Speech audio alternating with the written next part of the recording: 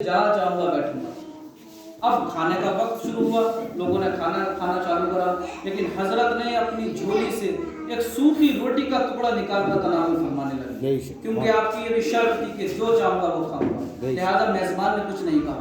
अब तीसरी शर्त, आपने उस मेजबान से कहा कि अंगीठी लाओ, अंगीठी लाइए। कहा कि इस पर तवा चढ़ाओ, तवा चढ़ाया गया। जब वो बिल्कुल सुर्ख अंगारा हो गई, बिल्कुल लाल हो गई, तो हजरत रहमतुल्लाहि ताला अलैह उस पर नंगे पैर खड़े हो गए, नंगे पांव खड़े हो गए। लोगों की चीखें निकल गई।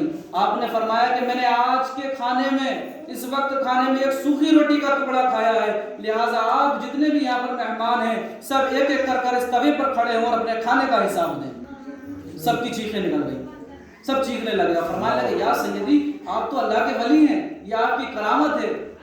प्यारे इस्लामी भाई, गौर फरमाएं कि वो रोज़े क़यामत कि जब सूरज सवा मील दूर होगा, आज सूरज हमसे करोड़ों करोड़ों मील दूर है, जमीन तांबे की होगी और उस तांबे की दहकती हुई जमीन पर हमें और आपको जिंदगी भर की नेमतों का हिसाब चुकाना होगा। अल्लाह ताला कुरान में इरशाद फरमाता है, उम्मा ला तुसअलुन्ना यौमा इदिन अनिन नईम, कि बेशक उस दिन तुमसे हर नेमत के बारे में पूछताछ की जाएगी, हर नेमत के बारे में पूछा जाएगा। हजरत ने फरमाया कि आज जब तुम लोग इस दुनिया के तवे पर खड़े होकर एक वक्त के खाने का हिसाब नहीं दे सकते, तो कल बरोज़ क़यामत हम में और आप में कौन सी करामत पैदा हो जाएगी? जी जनाब बताएं, कौन सी करामत पैदा हो जाएगी? ये बहाना है, ये कुछ नहीं है। तो लिहाजा प्यारे इस्लामी भाइयों, आज हमारे पास वक्त है, तौबा का दरवाजा खुला है, रब की बारगाह खुली है। मेरे रब की बारगाह में कोई सिक्योरिटी नहीं है, कोई सिक्योरिटी नहीं। आप दुनिया के ताजिर से मिलेंगे ना, बिजनेसमैन से मिलेंगे, पीएम सीएम से मिलेंगे, तो आपको वक्त लेना पड़ेगा उसका, कई मरतबा तो धक्के खाना पड़ेंगे, फिर उसके बाद वो आपको 1 या 2 मिनट देगा और वो भी आपसे उल्टी सीधी बात करके आपको भगा देगा। लेकिन मेरी रब की बारगाह में कोई सिक्योरिटी नहीं है। आप जब उठ के उससे मांगेंगे वो आपकी दुआ कुरान में इरशाद फरमाता है, उदऊनी अस्तजिब लकुम, मुझसे दुआ करो मैं कबूल करता हूं, कबूल करूंगा। तो मांगे ना प्यारे इस्लामी भाइयों तरफ से। एक नौजवान तवज्जो फरमाए, ये नौजवान जो था ये एक औरत की मोहब्बत में गिरफ्तार हो गया, बेइंतहा गिरफ्तार हो गया। पता चला कि जो इसकी महबूबा थी, जो आशिका थी, वो किसी काफिले के साथ चली गई। तो इस जब आदमी को पता चला कि जिससे मैं मोहब्बत करता था वो किसी काफिले के साथ चली गई है, लिहाजा ये उसकी मोहब्बत के खातिर उसके पीछे पीछे चल रही है। जब रात हुई तो पहले क्या था, उन लोगों ने वहीं पर ही जो था वो पड़ाव कर लिया, वहीं पर ही जो झोपड़ियां वगैरह थी वो बना ली। ये नौजवान माफ मच गया और उस औरत से कहने लगा कि देख, मैं तेरी मोहब्बत के खातिर कितनी दूर से आया हूँ।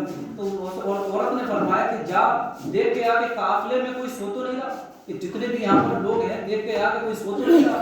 ये नौजवान खुशी के मारे जाता है और पूरे काफिले के चक्कर लगा के आता है और कहता है कि सब बेखबर सो रहे हैं, किसी को होश नहीं है। तो उस औरत ने फरमाया कि रब के बारे में तेरा क्या ख्याल है, क्या वो भी सो रहा, क्या वो भी सो रहा? फरमाया सोना तो बहुत दूर, मेरे रब को तो ऊँग भी नहीं आती।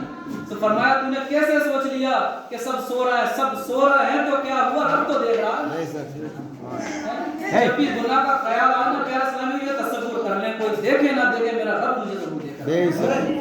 प्यारे इस्लामी भाइयों, उस बंदे ने, उस नौजवान ने वो उस बात को सुनकर उस औरत की कपकपाने लगा, खौफ खुदा से तरतराने लगा और उसने तौबा कर ली। इंतकाल हो गया कुछ दिन बाद। लोगों ने इसको ख्वाब में देखा और पूछा, मा फ़अलल्लाहु बिका, बता रब ने तेरे साथ क्या मामला फरमाया? फरमाया रब ने मैंने एक गुनाह छोड़ा, रब के खौफ से रब ने मेरे सारे गुनाहों को माफ कर दिया।